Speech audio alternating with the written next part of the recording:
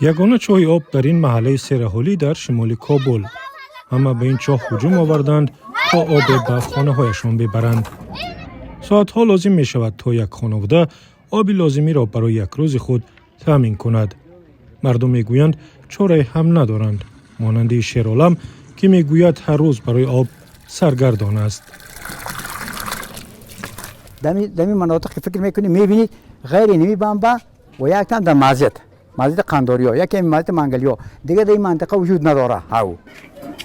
بسیار از چاه‌های آب در این گوشه کابل خشکیده‌اند. شبکه آبرسانی دولتی در بسیاری از محله‌های کابل از کار مانده است.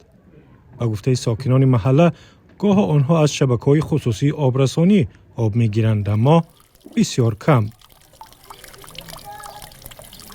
نلایی که دولتی بود واقعا کور شدن کتش کردن. وازی نلای شخصی که هست، این نلای شخصی 15 روز بعد میه.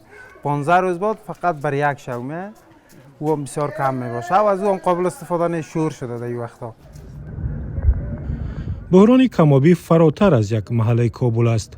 وزارت انرژی و آبی طالبان میگوید کاهش آب‌های زیرزمینی به ویژه در شمال و غربی کابل به حدی است که به مرحله بحرانی رسیده است.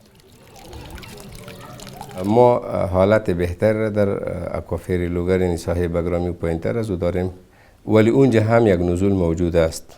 یعنی حالتی است که در بحران شدتش کمتر است.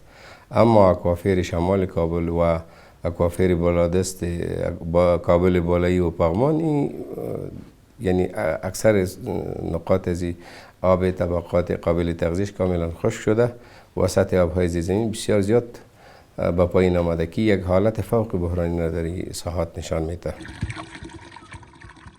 با خشک شدن آب‌های زیرزمینی در طبقه‌های بالاتر، حالا مردم سعی می‌کنند به منابع عمیق‌تر آب دسترسی پیدا کنند که سال‌های طولانی جمع شدند و ذخیره‌های استراتژیکی آب به حساب می‌روند.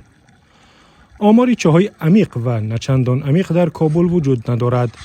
این یکی از 300 چاه نظارتی در کابل است که در آنها سطح آب‌های زیرزمینی را می‌سنجند. از سال‌های قبل 3 سال 4 سال پیش در 20 متر و در 19 متر بود سطح آب‌های زیرزمینی، ولی حال در 36 متر رسیده. متاسفانه.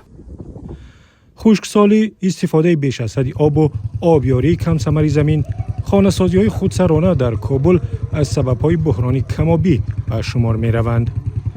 مسئولان می‌گویند اهالی کابل تخمیناً به 6 میلیون نفر می‌رسد. یک بیلانس باید باشه، مقدار آبی که استخراج میشه، مقدار آبی که تغذیه میشه. در کابل این تعادل به حد منفی است که ما مقدار آبی را که تغذیه میشه اضافه تر از او، یعنی بیشتر از 100% یا حتی حدود 1.5% ما این چیز داریم، بیلانس منفی داریم. بسیاری از خانه‌ها به شمول بیناهای بلندآشانه آب را از ماشین‌های آبکشی می‌گیرند. آب که آن هم از منابع زیرزمینی گرفته می‌شود. از آب‌های زیرزمینی کابل برای صنعت و کشاورزی و تجارت هم استفاده می‌برند.